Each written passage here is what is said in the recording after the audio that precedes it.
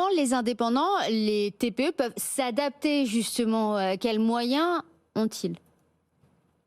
Alors, il y a des outils qui sont à la réflexion. On a eu l'occasion d'ailleurs, je crois que c'était un de vos intervenants, le président de la CCI France, qui l'avait évoqué la semaine dernière, Mmh. notamment pour notre part aussi au niveau du SD, nous étions présents aux assises.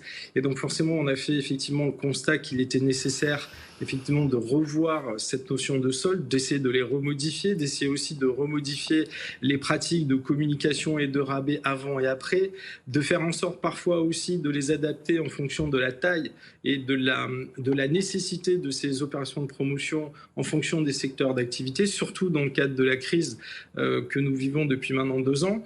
Et donc, bien évidemment, il y a à la fois des dispositifs législatifs ou réglementaires qui devront être pris sur ce sujet, des pratiques qui devront être mieux contrôlées. Je pense notamment à tout ce qui est politique de rabais avant et après, si on veut en tout cas maintenir ce dispositif de solde. Et puis, vous avez aussi, d'un autre côté, les efforts que nos entreprises devront faire pour pouvoir s'adapter à la demande et aux besoins des consommateurs, notamment par la digitalisation. Ouais, Il faut ouais. savoir que la crise Covid a permis beaucoup de développer ces éléments-là. Beaucoup ont essayé de s'y mettre, mais ça reste quand même un processus long et surtout qui reste très coûteux aussi.